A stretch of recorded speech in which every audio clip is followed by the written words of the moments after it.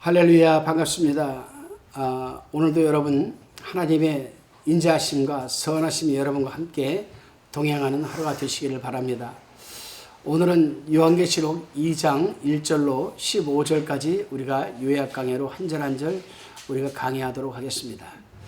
요한계시록 2장에서는 소아시아 7교회 중에서 에베소 교회, 서머나 교회, 버가모 교회, 두아디라 교회 이렇게 4개 교회가 소개되어 있습니다. 이 4교회 중에서 서머나 교회와는 책망이 없고 나머지 교회는 모두 칭찬과 동시에 책망을 받았습니다. 이제 강해를 들어가기 전에 이 4개 교회들이 모습을 먼저 한번 살펴보겠습니다. 에베소서 교회는 그 첫사랑을 잃어버린 교회였습니다. 그리스도께서는 별들 곧 교회의 사자들을 붙잡고 계시고 교회들을 심판하러 다니십니다. 그리스도께서는 반모섬에서 가장 가까운 에베소 교회로부터 시작을 하십니다. 이곳은 거대한 상업 중심지로서 수로 및 교통의 요지에 위치해 있는 교회였습니다. 여러분. 로마는 에베소를 자유도시로 만들었고 아시아 제1위 대도시라는 말을 들었습니다. 가장 중요한 것은 거대한 다이아나 신전이 있었던 것인데 이것은 고대의 7대 불가사의 중에 하나입니다. 그것은 길이가 약 120m, 너비가 66m, 높이가 18m쯤 되는 신전으로 대문들과 127개의 대리석 기둥들이 있었고 이들 중에 더러는 금으로 쌓여 있었습니다. 이 다이아나는 사도행전 19장 28절에는 아데미로 나옵니다. 아데미. 그러니까 이 아데미나 다이아나는 같은 뜻입니다. 이 다이아나의 숭배는 최고의 종교적인 부도덕 그 자체였습니다. 여러분. 사도행전 19장에서 20장까지 한번 읽어보시기 바랍니다. 에베소 교회는 행위와 수고와 인내는 있었지만 예수님을 처음 영접하고 믿었던 첫사랑은 없었습니다. 그러나 대조적으로 데살로니가 교회는 믿음의 역사와 사랑의 수고와 소망의 인내로 칭찬을 받았습니다. 중요한 것은 그리스도를 위하여 우리가 행하는 일이 아니라 그 배후의 동기가 문제입니다. 이 교회는 분주한 교회였고 에베소 교회는 표준을 가지고 있었던 교회였습니다. 그 표준이 무가치한 사람들 즉 악을 용서할 수 없었고 거짓 선생들을 경청치 못하게 했고 일은 힘들었지만 무기력하지는 않았습니다. 모든 면에 있어서 성공적인 교회였다고 볼 수 있습니다. 오늘날로 말하면 계속되는 교회의 각종 행사와 그로 인해서 지친 교회의 성도들, 일꾼들로 가득 찬 그런 분주한 교회들은 아마도 이 설명에 이 에베소 교회에 적합할 겁니다. 그러나 교회들 가운데 계시는 이는 무엇이 잘못인지를 보셨습니다. 불꽃 같은 눈으로 지금 에베소 교회가 뭐가 잘못된지를 보고 알고 계시는 것이죠. 무엇입니까? 그게 첫사랑에서 떠났다는 겁니다, 여러분. 이런 것이 아니었습니다. 아주 떠나버렸습니다, 여러분. 교회는 그리스도와 결혼하는 것이라고 얘기합니다. 고린도후서 11장 2절에 보면은 또 사랑이 점점 식어갈 위험도 항상 있는 법입니다. 교회는. 마르다처럼 그리스도를 위해서 분주하게 일하다가 주님을 사랑할 시간을 갖지 못할 수도 있습니다. 그리스도는 우리가 주님을 위하여 무엇을 하는 것보다는 주님과 함께 하는 것에 더 많은 관심을 가지고 계십니다. 수고가 사랑을 대신할 수는 없기 때문입니다, 여러분. 사람들 눈에는 에베소 교회가 성공적으로 보였지만 주님이 바라보는 눈에는 실패한 교회였습니다. 주님께서 그들에게 주는 권고는 3마디였습니다. 그 3마디가 뭐였습니까, 여러분? 생각하고 회개하고 처음 행위를 가지라는 겁니다. 당시에 여러분 아데미 신전, 다이아나 신전이 있었던 그 우상이 아주 그냥 넘쳐났던 그 도시에서 이 에베소 교회는 남들이 볼 때 성공적인 교회로 보였어요. 세상적 사람들 눈에는. 그러나 예수님의 눈에는 실패한 교회입니다. 3가지가 주님 눈에 띄었습니다. 그게 뭡니까, 여러분? 생각하고 회개하고 처음 행위를 가지라는 겁니다. 만약 우리가 처음 사랑으로 돌아간다면 우리는 처음 행위를 반복할 것입니다. 이러한 사랑의 수고가 그리스도와의 처음 만남을 생각나게 하였습니다. 만일 교회가 그 중심을 바른 상태로 돌이키지 않는다면 어떤 교회라도 촛대가 옮겨지게 될 겁니다. 지교회는 세상에서 빛을 비춰야죠. 그리스도에 대한 참된 사랑이 없이는 그 빛은 꺼지고 말 겁니다. 주님은 그들이 니골라당의 행위를 미워한 것으로 인하여 그들을 칭찬하셨습니다. 니골라당의 헬라어 어휘는 하층 계급을 정복하다 그런 뜻입니다.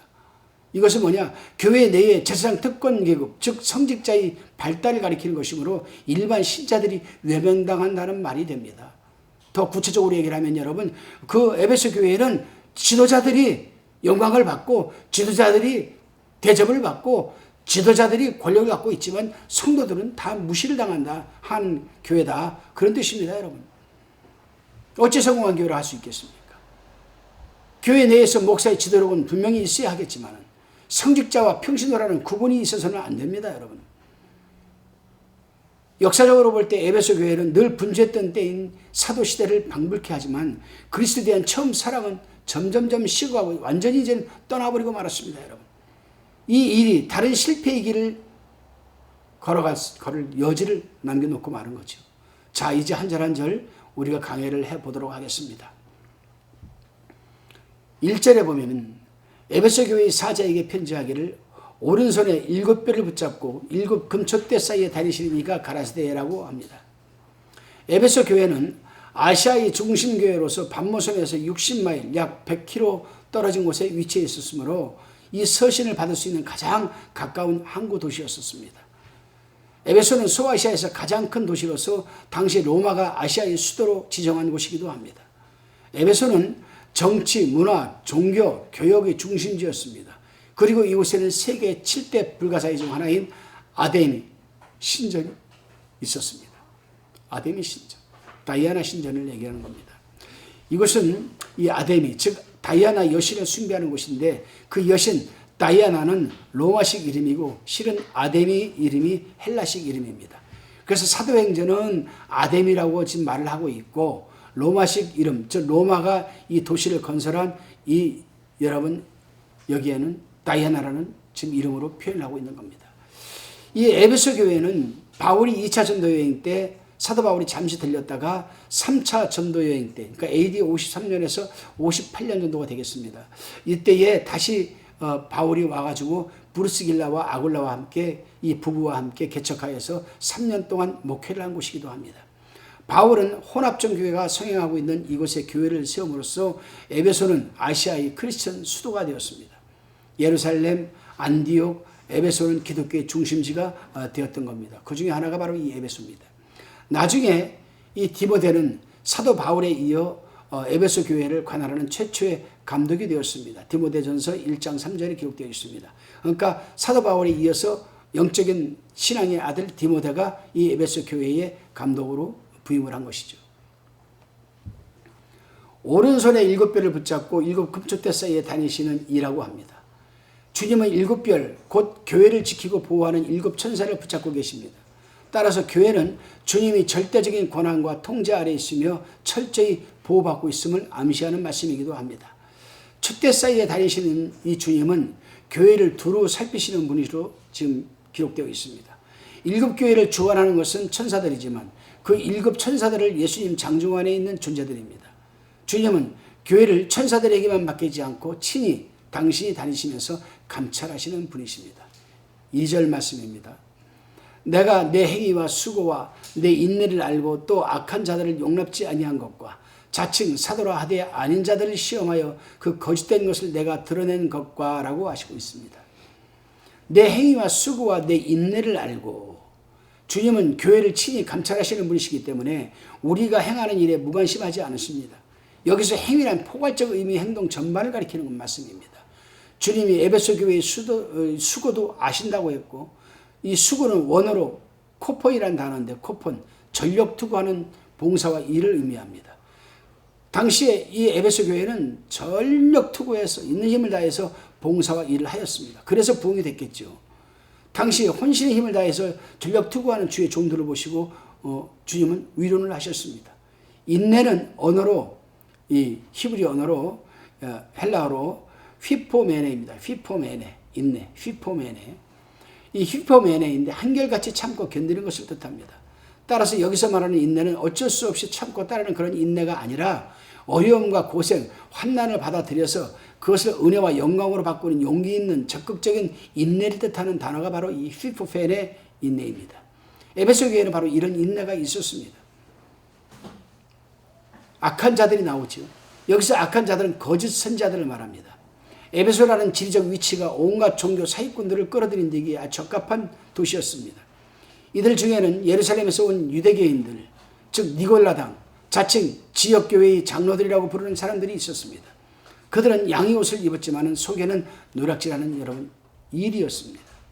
바울이 에베소 장로들에게 내가 떠난 후에 흉악한 이리가 너에게로 들어와서 그 양떼를 아끼지 아니하며 또한 너희 중에서도 제자들을 끌어 자기를 쫓게 하려고 어그러지는 말을 할 사람들이 일어날 줄 내가 아노라라고 했던 그대로 지금 실현이 되고 만 겁니다. 여러분. 사도행전 20장 29절에 보게 되면 사도 바울은 이미 이 거짓 사꾼들이 에베소 교회 장로들에게 사꾼들이 오게 되면은 너희들을 어그러진 말을 해서 진리에서 떠나게 할 것이다. 흉악한 이리가 너에게 들어와서 이 말을 미리 했는데 지금 그대로 에베소 교회는 지금 그러한 일로 인해서 주님에게 책망을 받고 있는 거예요. 오늘날도 성경, 하나님, 성령을 들먹이면서 진리가 아닌 다른 예수, 다른 복음, 다른 영을 전하는 거짓 선생들이 많이 나타나서 사도의 표적과 기사라며 진리를 왜곡하여 성도들을 미혹하고 있는데 이것이 곧 말세의 징조 중에 하나라고 주님은 말씀을 하셨습니다. 당연한 것이죠. 과정입니다. 과정. 자칭 사도라 하되 아닌 자들, 이들이 바로 앞에서 말한 악한 자들입니다. 이 거짓 사도들은 자기들 스스로 지방 장로들보다도 더 높은 위치에 놓고 사도인 것처럼 의스대는 순회 사역자들입니다. 즉 자기만이 이 시대에 하나님이 보장하는 최고의 종이라고 자랑하는 이들이죠. 우리나라에도 지금 이단 중에 이런 자가 있습니다. 지금 또 많은 성도들이 따라가고 있습니다. 이런 자칭 순회 사도들이 초대교회의 골칫거리가 되었습니다. 그래서 초대교회에서는 기존교회로부터 추천서 형식의 천거서를 가지고 다녀야만 했습니다. 내가 예를 들어서 에베소 지방에 장로들을 좀 만나러 가겠다. 그러면 사도 바울 이 사도들로부터 추천서를 받아가지고 그 추천서 회당에서 회당장 추천서를 받아가지고 추천서를 가져가야 되는 가서 보여줘야 되는 그런 일이 벌어졌습니다. 근데 이 에베소 교회가 그러한 자들을 시험하여 그 거짓된 것을 드러낸 것과 이렇게 얘기를 합니다. 에베소 교회는 행위, 수고, 인내에 대해 칭찬을 받았고 악한 자들을 용납지 않은 것과 자칭 사도라 하나 아닌 자들을 시험하여 그 거짓된 것을 드러낸 것에 대해서 칭찬을 받고 있었습니다. 그래서 여러분 요한일서 4장 1절에도 보게 되면은 거짓 선지자가 많이 나왔다고 하며 영들을 시험해보라고 했습니다. 여기서 참고로 잠깐 말씀을 드리겠습니다. 2세기 중반에 기록된 12사도의 교훈서인 디다케라는 책이 있습니다. 디다케. 여러분 디다케라는 말을 들어봤을 겁니다. 이 디다케라는 책은 12사도가 2세기 중반에 교훈서로 남겨놓은 책입니다. 이 책에서 순회 사도들을 시험해보는 지침을 세워주었습니다. 그 지침은 너희에게 오는 모든 사도들을 주님처럼 영접하라. 그러나 하루 이상 머물러서는 안 된다. 만일 부득이한 일이 있으면 그 다음 날도 머물게 해라. 그러나 3일 동안 머물러 있으면 그는 거짓 선지자이다라고 규정하고 있습니다. 디다케 책에. 이 말씀은 오늘날도 우리 교육자들이 여러분 이 디다케 이 말씀을 명심해야 됩니다. 우리 성도들이 신방을 가거나 어디 지방 신방을 가거나 어디 가서 며칠씩 성도들 집에 머물러서는 절대 안 됩니다. 다른 교회 가서도 그렇게 머물러서는 안 됩니다. 그래서 부흥사들도 3일 집회를 딱 규정하고 있습니다. 한 주간 하는 데도 있겠지만 교회 사정에 따라서 저도 될 수 있으면 3일 이상 집회는 하지 않습니다. 왜? 그 교회에 폐가 되니까. 3절을 보게 되면은 또 내가 참고 내 이름을 위하여 견디고 게으르지 아니한 것을 아노라 라고 했습니다. 참고 내 이름을 위하여 견디고 게으르지 아니한 것. 거짓 선지자를 분별하기 위해서는 진리의 말씀을 잘 알아야 하고 힘들어도 주님의 이름을 위하여 참고 견디는 것은 아름다운 신앙입니다. 우리는 주님을 위하여 얼마나 참고 견디고 있는가? 여기서 게으르지 않았다는 것은 지치지 않았다는 뜻입니다. 다시 말하면 주님의 일을 지치지 않는 열정으로 모든 수고로움을 참고 견디며 성실히 할 수 있는 것은 큰 축복이라 할 수가 있습니다. 4절입니다.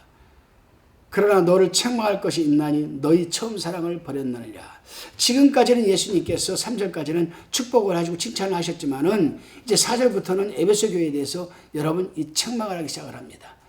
그 책망 중에 첫 번째가 뭐냐? 너희 처음 사랑을 버렸다라는 겁니다. 여기서부터 에베소 교회는 책망을 듣게 되는 거죠. 주님에 대하여 처음 가졌던 순수한 사랑이 변질되어 일상적인 교회 일로 바뀌면 사랑의 순수성은 사라지게 됩니다. 아무리 참고 견디며 수고하고 거짓 사도들을 가려내었다 할지라도 사랑이 없다면 그 모든 것은 헛것입니다. 여기서 에베소 교회의 첫사랑은 바울이 교회를 개척하고 목회할 당시에 이 교회 초창기 때 가졌던 사랑을 의미하는 겁니다. 이 첫사랑에 대해서 좀 더 구체적으로 살펴보면 바울이 밤낮 쉬지 않고 눈물로 각 사람을 훈계하며 목회한 것을 기억하는 이 에베소 장로들은 모든 겸손과 눈물로 유대인의 간계를 이란 시험을 참고 주를 섬긴 자들인데, 바울이 고난을 받기 위해 예루살렘으로 올라간다는 말을 듣고 다 크게 울면서 바울의 목을 안고 입을 맞추면서 배에까지 그를 전송하며 큰 사랑을 보였습니다. 이러한 사랑이 지금 에베소 교회에 식어져 버렸다는 겁니다. 없다라는 겁니다. 사실 이것은 때묻지 않은 순수한 사랑이죠. 이러한 순수한 사랑을 가졌던 에베소 교회가 서로 의심하고 시험하는 일로 사랑의 열정이 식고 분열이 생기고 교회 초창기 때 가졌던 형제를 잃어버렸습니다. 왜 그렇습니까? 바로 그 악한 자들, 이 사꾼 목자들, 거짓 선자들이 들어와서 교회를 그렇게 분열시킨 거죠. 한동안 우리나라도 여러분 기성교회, 이단 교회에서 멀쩡한 교회, 순수한 교회에 사람들을 침투시켜서 그 교회에 이간질을 시키고 목사의 허물을 헐뜯고 이래서 그 교회를 분열시켜서 그 교회를 빼앗는 일들이 얼마나 많았습니까, 여러분? 지금도 그렇게 하고 있다고 하긴 하더라고요. 내가 얘기 안 해도 그게 어떤 이단인지는 여러분 잘 알 겁니다. 그러다 보니까 처음 가졌던 하나님께 대한 사랑과 이웃에 대한 사랑을 잃어버리게 되는 겁니다, 여러분. 그렇기 때문에 성도들은 분별력을 잘 갖고 처음 나에게 신앙을 안겨주었던 예수 그리스도의 그 첫사랑을 잃어버려서는 안 됩니다, 여러분. 5절 말씀입니다. 그러므로 어디서 떨어진 것을 생각하고 회개하여 처음 행위를 가지라. 만일 그리하지 아니하고 회개치 아니하면 내가 내게 임하여 내 촛대를 그 자리에서 옮기리라. 어디서 떨어진 것을 생각하고 회개하여 처음 행위를 가지라고 합니다. 사랑이 없는 교회는 더 이상 교회가 아니죠, 여러분. 어디서 무엇 때문에 첫사랑을 잃어버렸는지 회개하라고 합니다. 에베소 교회는 초창기 때 영적인 복을 상기할 필요가 있었습니다. 에베소 교회가 첫사랑을 회복하는 길은 과거의 뜨거웠던 사랑과 헌신과 열정을 현재의 상황과 비교하여 생각해보고 무엇 때문에 그 지경에까지 이르는지를 살펴보는 것이 중요합니다. 그리고서 잘못된 점을 솔직히 시인하고 고백함으로써 회개하여 처음 행위를 되찾는 겁니다. 여기서 말하는 회개는 마음을 바꾼다, 즉 회심을 말합니다. 회개라는 말은 구약성경에서는 에레미야에서 처음 썼습니다. 슈브라는 단어가 돌이키다, 마음을 바꾸다. 영어로는 return입니다. 돌아서는 것, 몸과 마음이. 구약에서는 에레미야에서 처음 슈브라는 단어를 썼고 회개라는 단어를, 신약성경에서는 마태복음 4장 1절에서 처음 썼습니다. 회개하라. 마음을 바꾼다.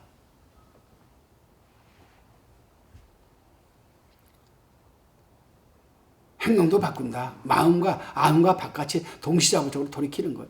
하나님에게로 향하는 것. 이것이 회개입니다, 여러분. 이걸 갖다가 우리가 헬라어로는 메타노이아라고 합니다. 메타노이아. 구약성경에서 히브리어에서는 슈브라고 하지만 신약성경에서는 여러분 메타노이아라고 합니다. 그래서 마태복음 4장 1절의 회개는 메타노이아입니다. 회심은 3단계로 이루어집니다. 첫째, 생각하고 리멤버입니다. 생각하고. 둘째, repent, 회개하고. 세 번째, 더욱 행하는 겁니다. 회개치 아니하면 촛대를 옮긴다고 했습니다. 회개하라는 경고를 받고도 회개하지 않으면 이 촛대인 교회를 옮겨버리겠다. 즉 교회를 없애버리겠다는 뜻입니다, 여러분. 이 경고는 재림시의 심판이 아니라 즉각적인 벌을 가리키는 겁니다. 오늘날 보십시오, 여러분. 에베소 교회가 세워졌던 거기 한번 지역을 가보십시오. 기둥만 덩그러니 세워져 있습니다. 없어져 버렸죠, 아예. 그 이유는 사랑을 상실한 교회는 더 이상 교회로서의 존재 가치가 없기 때문입니다. 오늘날 현대교회의 교리주의, 형식주의, 물질주의, 교권주의로 인한 사랑이 없는 교회에 대한 경고이기도 합니다. 결국 지금 에베소 교회는 교회의 흔적 하나 없이 폐허로 바뀌었습니다. 기둥만 하나 멀쩡하게 서 있습니다, 여러분. 주님은 그 약속대로 촛대를 옮겨버리고 만 겁니다, 여러분. 6절 말씀입니다. 오직 내게 이것이 있으니 내가 니골라당의 행위를 미워하는도다. 나도 이것을 미워하노라 했습니다. 니골라당의 행위. 니골라당은 니카오, 즉 지배한다는 말에서 나온 단어입니다. 즉 교회 안에서 계층을 만들어 보통 사람을 다스리려고 하는 무리를 일컬어서 니고달랑이라고 합니다. 좀 더 구체적으로 말하면 니골라당은 니코스, 라오스, 즉 지배와 백성의 혼합적인 말입니다. 니코스, 라오스. 니코스, 지배, 라오스, 백성. 즉 백성을 지배하는 자를 뜻합니다. 여러분, 니골라당은. 여기서 니골라당의 교훈을 종합해 보면은 니골라당은 교회 안에서 군림할 수 있는 특수계층이라고 생각하는 자들이 집단입니다. 오늘날도 대형교회에 이런 니골라당 같은 여러분 집단들이 있죠.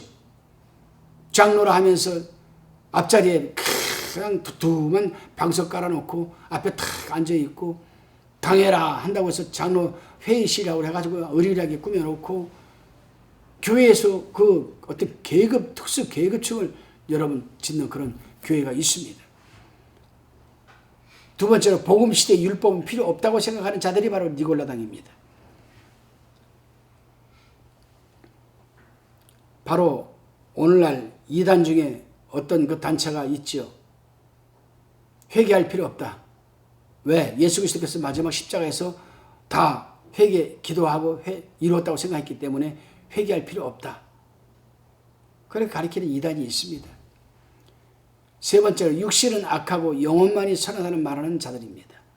이거는 바로 영지주의자들이 이렇게 얘기를 하죠. 철학주의자들입니다. 육신은 악하고 영혼만 선하니까 육신은 아무렇게나 살아도 된다. 네 번째로 그리스도인은 은혜로 보호받기 때문에 한 번 믿은 후에는 무슨 짓을 해도 죄가 되지 않는다라고 말하는 자들. 아까도 말씀드렸지만은 여러분 이단 중에 이런 걸 가리키는 이단 단체가 있습니다. 여러분 어떤 단체인지 여러분 잘 알 겁니다. 에베소 교회는 주님 자신도 미워하는 니골라당의 행위를 미워한 것에 대해 칭찬을 받고 있습니다. 7절입니다. 귀 있는 자는 성령이 교회에게 하시는 말씀을 들을지어다. 이기는 그에게는 내가 하나님의 낙원에 있는 생명나무의 과실을 주어 먹게 하리라. 성령이 교회들에게 하시는 말씀을 들을지어다. 귀 있는 자는 들을 귀가 있는 자들입니다. 말씀을 들을 수 있는 귀가 있고 아무리 좋은 말씀을 해도 그것을 알아듣지 못하는 귀가 있지요. 성경에 기록된 것은 성령이 하신 이 말씀을 들을 수 있는 귀는 영적인 귀가 열려야 성령이 하시는 말씀이 귀에 들어오는 겁니다. 전도서 5장 1절 참고하시기 바랍니다. 이기는 그에게는, 여기서 이기는 자는 무력으로 정복한 자가 아니라 끝까지 그리스도에게 충성하는 자입니다. 그리스도인의 삶은 죄와 사탄과 세상과 육신과의 싸움입니다. 선한 싸움은 끝까지 싸워서 승리하는 것이 영광스러운 일입니다. 여기에는 상급이 따르기 때문입니다. 낙원. 본절의 낙원의 원어는 파라데이소스인데, 파라데이소스. 즐거운 동산을 뜻하는 페르시아에서 나온 말입니다. 이것은 에덴 동산을 상기시키지만 계시록에서는 하나님과 인간과의 완전히 회복된 친계를 뜻하는 종말론적 상태를 우리는 낙원, 즉 파라데이소스라고 합니다. 생명나무의 과실. 생명나무는 영생을 얻는 수단입니다. 생명나무 실과는 새 예루살렘에서 사시사철 열리는 열매입니다. 이것도 의인들에게 주시는 일종의 상급입니다. 8절에 보면은 2장 8절 서머나 교회의 사자에게 편지하기를 처음이요 나중이요 죽었다가 살아나신 이가 가라사대라고 합니다. 서머나는 모략을 뜻합니다. 모략은 쓴맛이기 때문에 죽음을 가리키죠. 서머나는 에베소에서 북쪽으로 35마일 약 56km 떨어진 곳으로서 에게해에 위치하고 있습니다. 이 서머나 교회는 핍박받는 교회였습니다. 서머나 교회는 장장 AD 200년에서 325년까지 125년간 로마 제국의 공식적인 박해가 10번이나 있었던 교회입니다. 여러분. 이 서머나 교회는 바울이 3차 전도 여행 당시 에베소에 있을 때 바울이 개척한 것으로 보입니다. 이 서머나 교회가 핍박을 받게 된 동기는 서머나의 상권을 장악한 유대인들이 로마 제국을 충동질하여서 황제 숭배를 거부한다는 이유로 기독교들을 처형하기 시작했습니다. 그러니까 다시 말하면 이 본토에서 온 유대인들이 그 서머나 지역의 그 상권을 딱 장악하고 있으면서 이 교회 때문에 잘 안 되거든요. 이 포도주도 안 팔리죠. 술도 안 팔리죠. 고기도 안 팔리죠. 요놈의 이 기독교가 요게 제자리가 게 참 많거든요. 그러니까 이 본토에서 온 유대인들이 상권을 장악한 요들이 로마 원로원에다가 가가지고 사바사바 한 겁니다. 원로들이시여. 저희 기독교도들이요. 저 황제한테 절하는 거 우상이라고 절도 못하게 합니다. 저도 가만두면 안 됩니다. 이런 식으로 충동을 했죠. 그래서 여러분 이 황제 숭배를 우상한다는 이유로 기독교들을 채용하기 시작을 했습니다. 이때 서머나 교회가 엄청난 핍박을 받았습니다. 그런데요, 서머나 교회의 감독이었던 속사도가 있죠. 폴리갑입니다. 이 사도는 초대교회에 원사도가 있습니다. 이 원사도 그 다음에 속사도가 있습니다. 속사도 다음에 여러분 교부시대가 있었죠. 중세시대 때. 근데 이 속사도 가운데에서 폴리갑이 있었습니다. 이 폴리갑이 12번째 순교자가 되었습니다. 여기서 당시 화형을 당하기 직전 폴리갑의 외침을 우리가 한번 들어봐야 됩니다. 당시 로마의 사형 집행자들은 폴리갑에게 로마 황제 이 황제에게 폴리갑이 주라고 한 번만 고백해라. 그럼 살려주겠다. 그런 제의에도 불구하고 폴리갑은 뭐라고 얘기를 합니까? 지금 여러분 그냥 평소에 7배나 더 뜨거운 기름가마를 그냥 펄펄 지금 끌어놓고 있습니다. 지금 폴리갑을 지금 십자에 딱 묶어놨어요. 이거는 집어넣을 거예요. 지금 주연을 판입니다. 근데 마지막으로 그 집행자들이 그렇게 얘기를 합니다. 우리 황제에게 주라고 한번 해봐. 그럼 나 살려주겠다. 그때 폴리갑이 이렇게 얘기를 합니다. 여보시오, 양반들아. 내가 86년을 살아왔다. 86년 동안 그리스도를 섬겨오면서 주님께서 한 번도 나를 섭섭하게 한 적이 없었다. 근데 내가 어찌 나를 구속해 주신 내 왕을 내가 부인하고 욕하겠냐. 나 그렇게 못하겠다. 이 폴리갑이 이렇게 얘기를 했습니다. 여러분. 그랬더니 열받아가지고서는 이 집행자들이 폴리갑을 그냥 길가에 넣어버렸단 말입니다. 근데 이게 죽지가 않는 거예요. 타지가 않는 거예요. 다니엘이 새 친구하고 똑같아요. 안 타는 겁니다. 그러니까 그 칼하고 창 가지고 폴리갑의 심장을 그냥 막 계속 여러분 찔러버린 겁니다. 그래서 죽여버렸습니다. 이때가 여러분 AD 155년이었습니다. 여러분. 다시 이제 처음이요 나중이요 죽었다가 살아나신 이가 이렇게 얘기를 합니다. 주님은 이 세상의 창시자이기에 처음이죠. 또 이 세상의 마지막 심판주이기 때문에 여러분 마지막입니다. 또한 그는 세상교회의 처음이요 마지막이기도 합니다. 주님은 우리 죄 때문에 죽었지만 의롭다 하시기에 다시 살아나셨습니다. 그러나 항상 지금도 살아계셔서 하나님 우편 보좌에 앉으셔서 우리를 위해서 중보기도하고 계신다는 사실을 우리는 염두에 두어야 됩니다. 그러니까 여러분 우리가 복받는 게 그냥 복받는 게 아니에요. 주님이 뭐라고 했습니까? 하나님 우편 보좌에서 사랑하는 자요. 여기서 사랑한다는 말은 안다라는 뜻입니다. 안다. 즉 사랑하는 자요. 하나님께서 내 독생자를 너를 위해서 십자가에 내어주기까지 하나님이 너를 잘 아는 자다 그런 뜻입니다. 그 사랑하는 자요. 내 영혼이 잘된 같이 범사가 잘되고 강건하기를 내가 간구하노라 이렇게 주님께서 기도하는데 네가 영혼이 잘 돼야 범사도 잘되고 강건하도록 내가 기도해 준다 그런 뜻입니다. 여러분. 근데 우리는 영혼은 잘되기를 원하지 않고 범사가 잘되고 강건하기를 원한다면 그 기도가 응답되겠습니까? 응답 안 되는 것이죠. 여러분. 다시 9절을 보겠습니다. 내가 내 환난과 궁핍을 아노니 실상은 내가 부유한 자니라. 자칭 유대인이라 하는 자들이 회방도 아노니 실상은 유대인이 아니라 사단의 회라. 여기서 환난은 박살내다라는 뜻을 갖습니다. 또 짓누르다, 눌러 짜다라는 뜻도 있습니다. 따라서 서버나 교회가 당한 이 환난과 핍박은 참 대단했던 것 같습니다. 속사도이었던 폴리갑이 그리스도인임을 고백하자 이기도와 유대인들은 참을 수 없는 분노를 외치고 그 옆에 집행관 옆에서 죽여라 죽여라 죽여라 죽여라 외치고 말았습니다. 그날이 안식일이었음에도 불구하고 그들은 군중과 합사해서 나무를 모아 폴리갑을 산채로 태우려고 했지만 태워지지가 않자 심장을 찔러 죽인 다음에 불에 태워버렸습니다. 여러분. 유대인들은 죄인으로 죽은 목수의 아들을 숭배하는 것이 신성 모독이라는 생각에 증오심에 불타 있었죠. 기독교가 유대인들까지 복음화시키자 유대인들은 교회에 대한 모든 정보를 로마 당국에 제공하여서 교회들을 핍박하게 되었고 서머나 교회도 혹독한 환난과 핍박을 받게 된 배경이 된 겁니다. 지금은 그런 서머나 교회 성도들이 이 환난과 궁핍을 아신다고 하였습니다. 주님께서는. 서머나는 물질적으로 풍요한 도시였지만 그 풍요한 황제 숭배를 지지하는 지배계층에 국한되었고 대부분의 기독교인들은 가진 것이 없는 빈민 계층이었습니다. 여러분. 부자 도시에 살았지만은 물질이 풍부한 도시에 살았지만은 그러한 것들은 다 본국에서 본토에서 온 상권을 장악하고 있던 여러분 이 그 유대인들의 장로들이 안에 있었지만은 나이 먹은 사람들이 안 했어요. 그 당시에 사도 바울이 교회를 개척한 이 교회에서는 가진 것이 없는 빈민계층들이 모여 있었습니다. 그러나 세상 관점에서 바라보면 가난하지만 그들은 영적으로 부유한 자였습니다. 사실 이 세상은 물질적으로 부유한 자가 영적으로 가난한 자들인 경우가 많습니다. 겉으로 보기에 가난한 것 같아도 여러 은사 속에서 쏟아지는 믿음, 소망, 사랑, 선행, 구제, 은혜에 부유한 자들이 얼마나 많습니까, 여러분?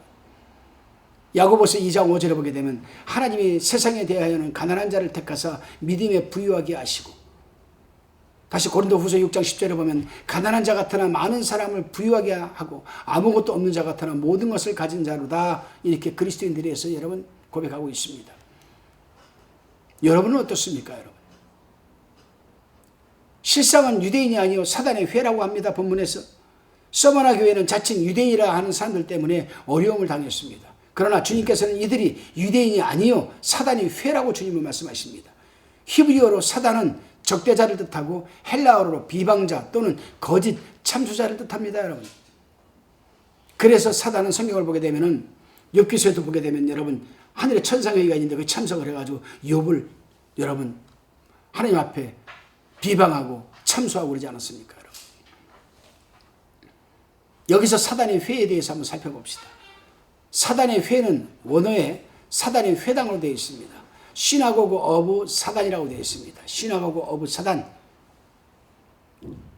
그들이 온갖 중상모략을 꾸미기 위해서 모이는 것이 바로 회입니다. 그들은 모이기만 하면 기독교인을 회방하는 일에 몰두했습니다. 그것이 곧 하나님을 회방하는 줄도 모르고 말입니다.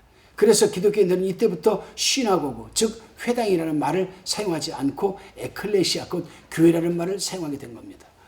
여러분, 우리가 회당 그러면 시나고그, 교회 그러면 에클레시아, 이게 지금은 갈라져 있지만은 그 전에는 회당으로 그냥 다 썼습니다. 회당. 복음서에도 보면 회당이 나오죠. 회당, 시나고그. 그런데 이 시나고그 회당에 모인 자들이 전부 기독교인을 핍박하고 모략하고 막 그러려고 하니까 안 되겠다. 우리가 교회라는 이름을 따로 쓰자. 그래서 불러내온 무리 해서 에클레시아라는 이름이 그때부터 교회라는 이름으로 통칭하게 된 겁니다. 다시 10절입니다. 내가 장차 받을 고난을 두려워 말라 볼지어다. 마귀가 장차 너희 가운데서 몇 사람을 오게 던져 시험을 받게 하리니 너희가 10일 동안 환난을 받으리라. 내가 죽도록 충성하라. 그리하면 내가 생명의 면류관을 내게 주리라. 아멘. 장차 받을 고난을 두려워 말라. 서머나 교회의 성도들 중에 마음이 약한 자들은 순교의 위협과 두려움 때문에 신앙을 포기할 수도 있으므로 장차 받을 고난을 두려워하지 말라고 권면하는 겁니다. 베드로전서 5장 10절에 보게 되면 모든 은혜의 하나님 곧 그리스도 안에서 너희를 부르사 자기의 영원한 영광에 들어가게 하신 이가 잠깐 고난을 받은 너희를 친히 온전케 하시며 굳게 하시며 강하게 하시며 털을 견고케 하시리라고 했습니다.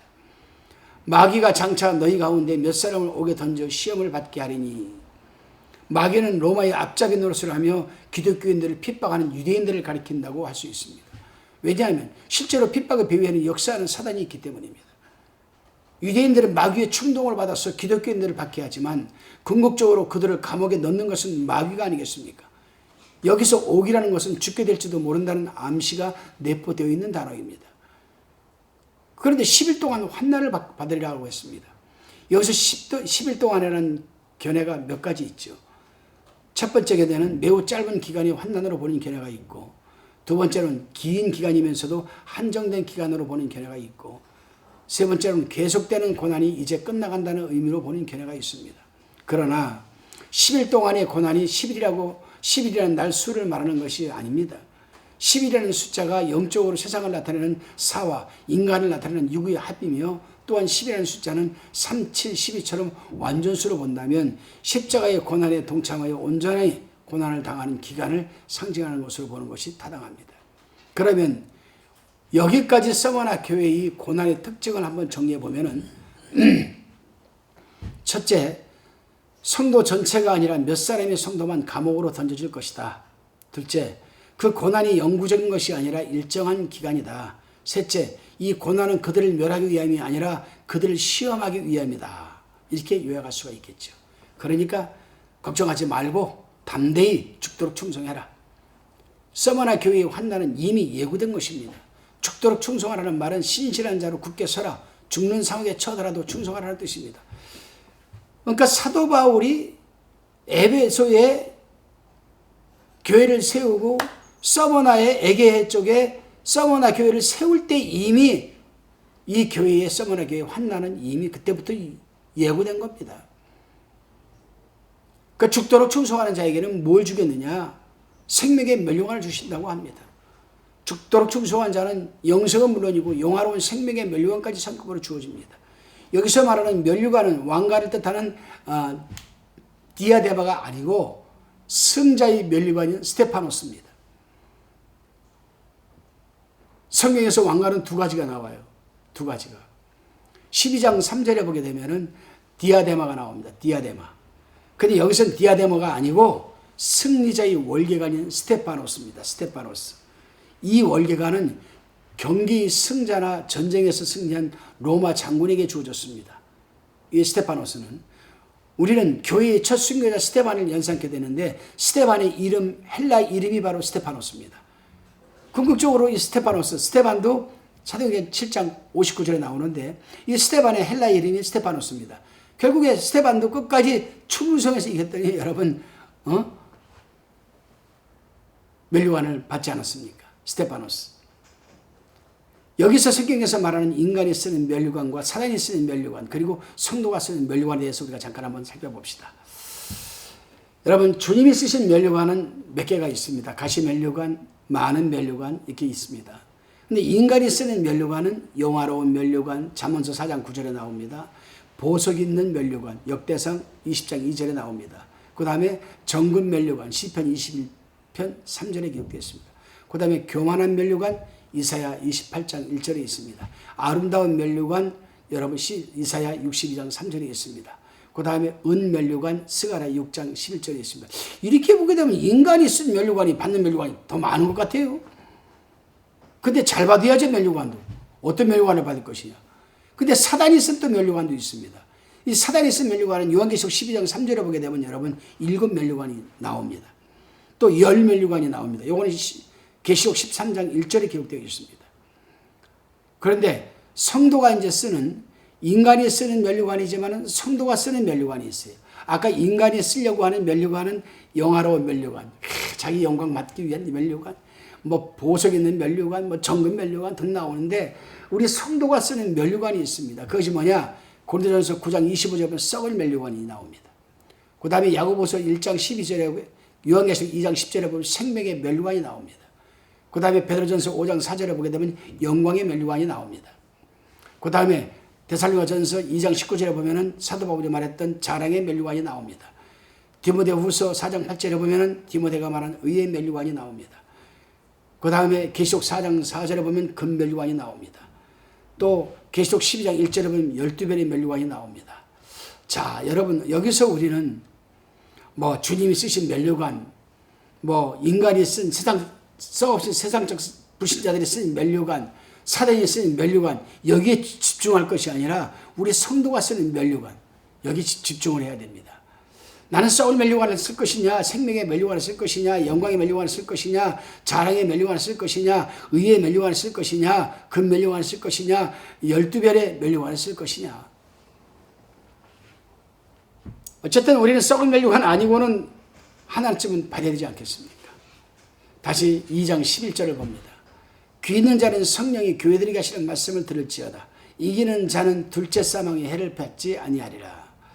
몸이 죽는 것은 첫째 사망이요, 육이 죽는 것은, 영이 죽는 것은 둘째 사망입니다.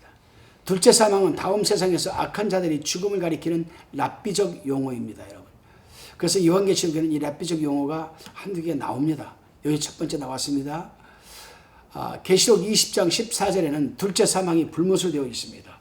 비록 서머나 교회 일부 성도들이 그리스도를 위하여 육체적 죽음을 당할지라도 죽기까지 믿음을 지키고 이기면 영적 죽음인 둘째 사망의 해를 받지 않겠다고 하는 약속의 말씀입니다. 그렇습니다, 여러분. 이기는 자가 되어 둘째 사망의 해를 받지 않기 위해서는 모든 교회, 모든 사람, 특별히 성도들은 성령이 하시는 말씀을 들어야 합니다. 그리스도께서 어떻게 그들을 칭찬하고 위로했으며 어떻게 그들의 잘못을 꾸짖고 그들이 충성에 대하여 어떻게 보상하는지도 우리는 알아야만 합니다. 12절에 보니까 버가모 교회가 나옵니다. 버가모 교회의 사자에게 편지하기를 자유의 날선검을 가진 이가 가라사대. 버가모는 내륙 도시입니다. 서머나에서 북쪽으로 약 60마일, 약 96km 정도 지점에 있는 위치에 있는 교회인데, 버가모가 그 지역인데, 곧 에게해에서 육지 쪽으로 약 10마일, 16km쯤 되는 곳에 위치해 있습니다. 이 버가모는 탑이라는 뜻입니다. 탑. 이 탑을 뜻하는 원 단어가 퍼거스인데, 퍼거스와 결혼을 뜻하는 가모스가 합쳐진 이름이 바로 이 버가모입니다. 아테네와 제우스, 즉 성체 탑이 있는 버가모 교회는 기독교와 이교도의 결혼, 즉 혼합을 뜻합니다. 버가모는 높이가 약 300m나 되는 원추형의 바위산 위에 세워진 웅장한 도시입니다. 그래서 버가모라는 이름이 붙은 겁니다. 탑처럼 위에 우뚝 솟아 있다고 해가지고. 그런데 이 버가모 교회 사자에게 편지를 냈습니다. 우상 숭배의 중심지에 버가모 교회가 처해 있었습니다. 황제 숭배 거부로 죽음의 위험이 있었고 안데바가 순교를 당했습니다. 이 버가모 교회는 외부 환경은 우상 숭배에 노출되어 있고 황제 숭배로 박해가 예상되고 있는데도 내부에서는 바람의 교훈과 니골라다의 교훈을 따르는 자들이 있어서 여러분 이 외한 내우의 고충을 겪는 그런 교회가 버가모 교회였습니다. 그런데 좌우의 날선검을 가진 이가라고 합니다. 1장 16절의 내용을 재언급한 것으로 좌우의 날선검을 가진 이는 공의와 권위를 지닌 강력한 심판주로서의 예수 그리스도를 강조한 겁니다. 당시 칼을 가진 로마 총독은 아무나 처형할 수 있는 권한을 갖고 있었습니다. 생사권을 가지고 황제 숭배를 거부하는 이 기독교인을 죽이겠다고 위협하고 있지만 생명과 죽음에 대한 절대적인 권한과 능력을 소유하신 주님이 좌우의 날선검을 가신 분으로 나타나심으로써 칼을 찬 총독보다 더 강한 자임을 지금 말하고 있는 겁니다. 13절에 보면은 내가 어디 사는 것을 내가 아노니 거기는 사단의 위가 있는 데라. 내가 내 이름을 굳게 잡아서 내 충성된 증인 안디바가 너희 가운데 곧 사단이 거하는 곳에서 죽임을 당할 때에도 나를 믿는 믿음을 저버리지 아니하였도다. 이렇게 얘기를 합니다. 거기는 사단의 위가 있는 데라고 얘기를 합니다. 사단의 위는 사단의 보좌를 말하는데 더 정확히는 이 왕자를 말합니다. 버가모는 제우스, 디오니소스, 아스클레피오스 등의 이방 신전이 있었고 강력한 황제 숭배의 중심지였기 때문에 사단의 위, 즉 보좌가 있다라고 지금 말을 하는 겁니다. 너무나 이교도적인 환경에서 핍박을 받고 있는 버가모 교회가 처한 입장을 주님은 알고 있기 때문에 내가 어디 사는 것을 내가 아노라라고 하신 겁니다. 주님께서 우리가 사는 영적 환경을 알고 계신다는 것은 우리에게 얼마나 큰 위로가 되는지 모릅니다. 오늘도 하나님께서는요, 이 민충만 목사가 살고 있는 곳, 여러분들이 살고 있는 곳, 여러분들이 하는 일자리, 여러분들이 하는 직장, 주님은 다 알고 계십니다. 다 알고 계세요. 여러분들이 신앙생활하는데 어려움 겪고 있는 것, 편안하고 안일하게 있는 것, 다 주님을 알고 계세요. 근데 주님이 내 이름을 굳게 잡아서라고 합니다. 로마 황제 가이사에게 주라고 고백해야 하는 그런 영적 압박 속에서도 버가모 교회는 외부의 압력에 굴하지 않고 끝까지 믿음을 지켰습니다. 그렇습니다, 여러분. 우리도 마찬가지입니다. 앞으로 다가올 환난 시대에도 적그리스도를 주라고 고백해야 하는 어려움이 우리에게 다가올 겁니다. 곧. 666 표를 받지 않으면 물건도 살 수 없고 물도 살 수 없고 먹을 수도 없는 시대가 오겠죠. 그러나 우리는 어떻게 해야 됩니까? 끝까지 예수 그리스도의 이름을 붙잡아야 됩니다. 버가모 교회가 핍박 속에서도 주의 이름을 굳게 잡고 믿음을 버리지 않는 것처럼 대환난날에 남은 성도들도 아무리 힘든 일이 있어도 믿음을 버려서는 안 됩니다. 충성된 증인 안디바라고 합니다. 안디바에 대해서 알려진 것이 별로 없지만 주님은 자신의 칭호인 충성된 증인이라는 이름을 붙여주셨습니다. 여기서 증인이라는 말은 순교자라는 뜻도 있습니다. 그 이유는 예수의 증인이나 예수의 제자가 된다는 것은 순교자의 길을 간다는 의미이기 때문입니다. 즉 죽을 결심으로 예수를 믿으라는 뜻입니다. 그런데 14절에 보니까 그러나 내게 두어 가지 책망할 것이 있나니 거기 내게 발람의 교훈을 지키는 자들이 있도다. 발람이 발락을 가르쳐 이스라엘 앞에 올무를 놓아 우상의 제물을 먹게 하였고 또 행음하게 하였느니라. 두어 가지 책망할 것이 있나니 내 충성된 증인이라고 칭찬받은 교회가 책망을 받게 되는 것은 부흥에 뒤따르는 실패를 경계해야 된다는 교훈을 우리에게 주고 있습니다. 사람은 어렵고 힘들 때는 목숨을 걸고 선한 싸움을 싸우다가도 축복받고 성공하면 나태해져서 패망의 길로 들어서는 경우를 종종 보게 됩니다. 우리도 주님께서 내가 내게 책망할 일이 있다고 말씀하실 때 우리는 겸손한 자세로 들어야만 합니다. 어떤 말씀입니까? 발람의 교훈을 들어야 됩니다. 버가모 교회가 들은 첫 번째 책망은 그들 가운데 발람의 교훈을 지키는 자들이 있다는 겁니다. 발람은 당시 유명한 술사로서 모압 왕 발락의 사주를 받아 이스라엘 백성을 저주하려고 했지만 하나님이 강권적으로 개입하셔서 그 일을 성취하지 못하게 했습니다. 이 내용이 민수기 22장에서 25장까지 또 31장 8절 16절에 잘 기록되어 있습니다. 그 대신 이스라엘 백성이 모압 여인들과 음행하게 만들었고 우상숭배를 하고 우상의 제물을 먹게 했습니다. 민수기 31장 16절에 보면 이 모압 여자들이 발람의 꾀를 쫓아서 이스라엘 자손으로 부올이 사건에 여호와 앞에 범죄케 하여 여호와의 회중에 연병이 일어나게 한 것으로 기록되어 있습니다. 여기서 부올 사건은 우상 숭배와 음행이었습니다. 여러분. 하나님께서 이스라엘 백성을 저주하지 못하게 하자 발람은 발락에게 그의 여인들로 하여금 이스라엘 남자들을 유혹하여서 우상 숭배와 음행에 빠지게 하라는 암시를 주었는데 이것이 발람이 꾀라는 얘기입니다. 그래서 발락은 이스라엘 사람들에게 함정을 파서 빠뜨렸고 그것은 여호와의 진노를 일으켜 이스라엘 자손에게 연병이 일어나게 하였습니다. 결국 발락은 모압 여인들을 동원해 이스라엘 앞에 올무를 놓아 우상 제물을 먹게 하고 행음하게 하는데 성공하였습니다. 이제 다시 15절을 봅니다. 이와 같이 내게도 니골라당의 교훈을 지키는 자들이 있도다. 이 말은 발람의 교훈과 니골라당의 교훈을 하나로 접목시키고 있다는 말입니다. 왜냐하면 니골라당과 발람의 교훈을 따르는 자들은 근본적으로 같은 집단으로 둘 다 이교도 사회의 종교적 요구와 사회적 요구에 타협한 자들이기 때문입니다. 예를 들어서 니골라당은 영적 자유를 내세워 이교 사회와 결탁해도 괜찮고 음행은 물론 부도덕한 것을 해도 괜찮다고 가르치는 무리들이니 발람의 교훈과 동일합니다. 오늘날도 여러분 적당한 타협선에서 세상과 타협하면서 신앙생활을 하는 사람들이 있죠. 주일만 잘 지키면 된다. 새벽기도는 안 나오고 공예배도 안 나오고 주일날 나와서 하나님한테 헌금 드리면 그것으로 다인 줄 알고 또 세상 놀이에 적당하게 타협을 해가면서 세상 사람들과 어울려가면서 술도 적당히 마시고 담배도 적당히 피고 다 바로 니골라당과 여러분 발람의 교훈을 쫓는 사람들 아니겠습니까? 우리는 오늘 15절까지를 살펴봤습니다. 다음 시간에는 16절서부터 마지막 절까지를 보겠습니다. 2장이 너무 길기 때문에 반 갈라서 오늘은 15장까지만 강의했습니다. 기도하시겠습니다. 존귀하신 하나님, 에베소 교회가 첫사랑을 잊어버린 것처럼 우리에게는 첫사랑을 잃어본 것이 없는지 돌아보게 도와주시고 또한 아버지 하나님 우리는 성화나 교회처럼 아버지 하나님 발람과 또한 아버지 하나님 니골라당의 꾀를 쫓는 삶은 되지 않는지 돌아보게 하옵소서. 감사드리옵고 예수님의 이름으로 기도드리옵나이다. 아멘.